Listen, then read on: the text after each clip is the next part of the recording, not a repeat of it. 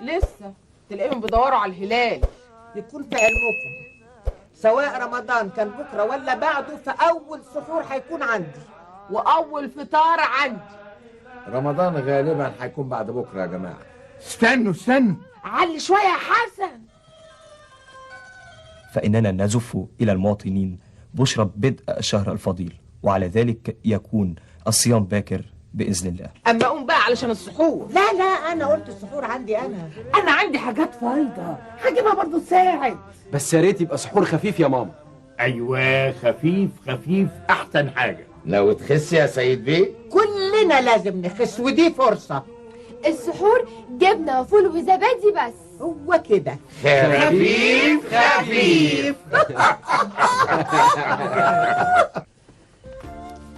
اهم حاجه في السحور الفول، هو ده مسمار البطن. والزبادي انا بفضل اتسحر زبادي وبس، بيطري على القلب طول النهار. لا لازم تاكلي حبيبتي. ماليش نفس يا ماما. ده بنت بر نفسك، انت صبحه صايمه. شويه شوربه من فضلك يا سلوى. انا اكلتي المفضله في السحور هي الشوربه. شكرا. وانا اهم حاجه عندي على السحور الجبنه، ممكن اعيش على الجبنه لغايه تاني يوم. اعمل لك ساندوتش يا حبيبتي. ما انا باكل اهو. يا ماما ما بتاكليش. يا بنت كلي هتجوعي على اخر رمضان، هتبقي زي العصايه. على راي المثل، جوعه على جوعه بقت زعزوعه.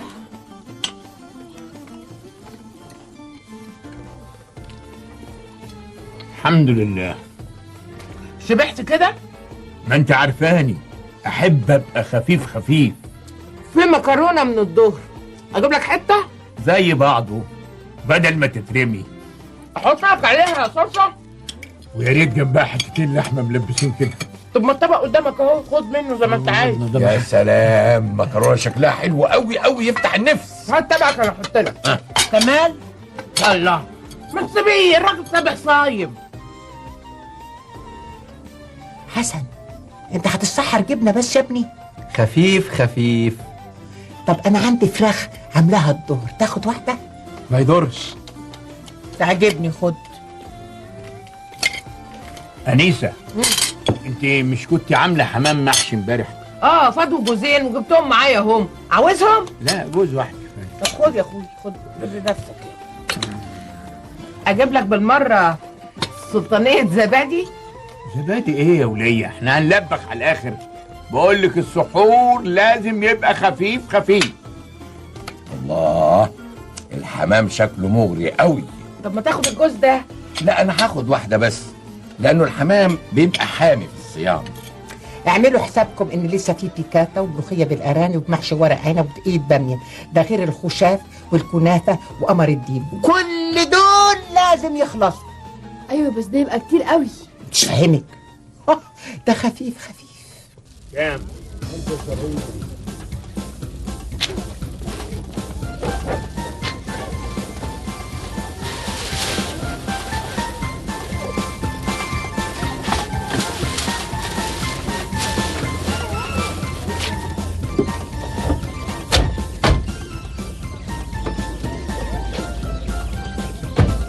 اطلع بينا بقى على سوق الزلط. ليه؟ في واحد بتاع ترشي بلدي هناك انا اعرفه كويس. هو لازم يعني ترشي بلدي؟ امال يبقى صيام ازاي من غير ترشي بلدي؟ لازم حاجه حرشه عشان تفتح النفس. ما في بتوع ترشي كتير في سكتنا. لا، دول كلهم الترشي بتاعهم اتقلت بركته، انما ده لسه بخيره. المعلم ابو ديل ده انا عارفه كويس قوي، ده عنده شويه ميه دقه انما شايفها. بس انا ما اعرفش اروح سوق الزلط ده. سوق انت وانا هدلك.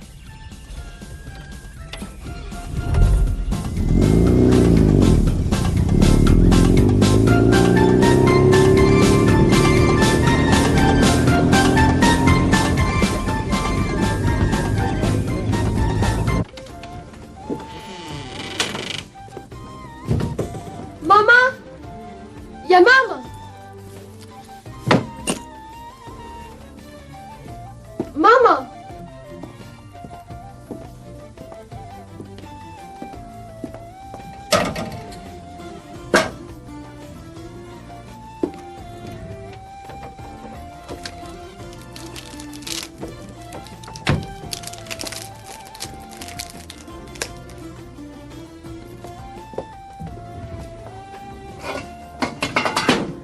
على بالي انت بقى ما تخلصي تقوير المحشي اكون انا رخيت الملوخيه على النار. ماما لسه فاضل كتير، انا جعت قوي. ايه ده؟ ايه اللي بتاكليه ده؟ شوكولاته لقيتها في الثلاجه، قلت اصبر نفسي كده لحد ما الاكل يخلص. الله، انت مش صايمه؟ الحمد لله. ايه نسيتي؟ خالص كده اليوم راح عليا. ما دام نسيتي يبقى خلاص، دي الملايكه هم اللي بيطعموكي. معلش يلا روحي مضمضي بقك واستغفري وصلي العصر، ما فيهاش حاجه. يلا. إيه طب مش محتاجين اي مساعده؟ انت بتعرفي تعملي ايه؟ بعمل قطايف حلوه قوي، بس حد فيكم بقى يحضر الحشو ويحشي بيه القطايف وانا بقى ابقى اقفلها. كتر خيرك، مش عايزين النهارده يا ماما. مع السلامه. يلا. السلام عليكم. عليكم السلام ورحمه الله وبركاته. بابا اشترى السوق كله. طبعا مش رمضان كريم، امال يبقى كريم ازاي؟ ايه ده؟ ايه ده؟ انتوا هتفضلوا واقفين كده زي تمثال نهضة مصر؟ ما تحطوا الحاجه في مكانها. فين ننزل فين؟ يا دوب تعالى يا اخويا، هاي نزل هنا. هنا اهو اهو. شوفي انا جايب لك هنا سلطه الطحينه، وما تنسيش البصل الاخضر. طيب. انا جايب لك 20 حزمه. طيب خلاص. هي ساعه بقى كام؟ 3:30. لسه بدري يا سيد.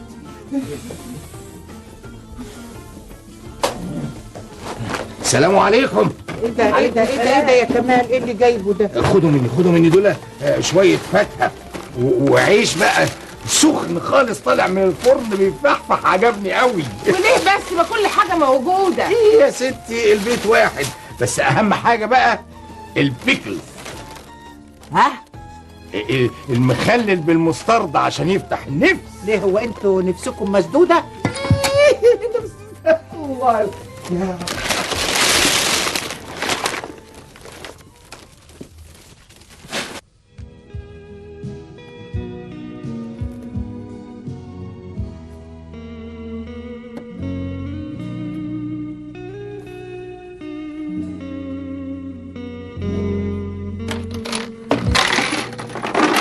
هي ساعه بقى كام دلوقتي؟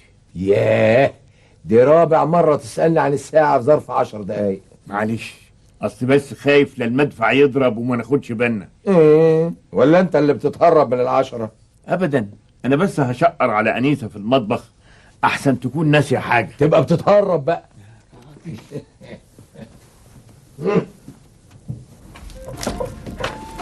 الله. بتعمل ايه يا سيد؟ سلطه. طب سيبها وانا اعملها. لا ما تعرفيش تعمليها زي انا اجدع واحد يعمل سلطه في مصر. الله. وده ايه بقى اللي هتعمليه دلوقتي في الصينية دي؟ دي مكرونه بالبشاميل. مش عايزين زحمه علشان نعرف نشتغل. فيوبن عليا ما حد عامل السلطه غيري انا. احنا جايين علشان نساعد. السعاده الوحيده اللي ممكن تعملوها لنا انكم تهوونا شويه علشان نلحق نخلص الاكل قبل المغرب. صحيح، هي الساعه بقت كام دلوقتي؟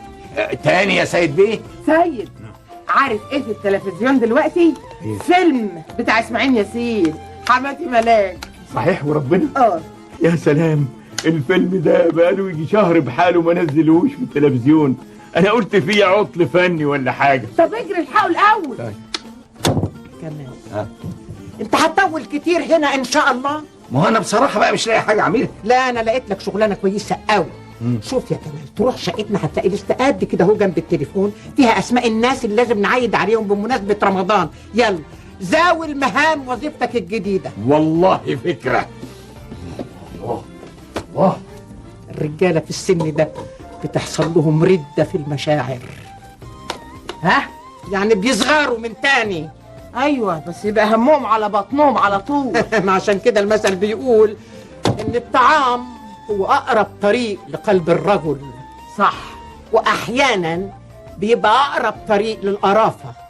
برضو صح. انيسه يلا حبيبتي اعملي التقليه علشان نطشها على الملوخيه. صدق الله العظيم. استنوا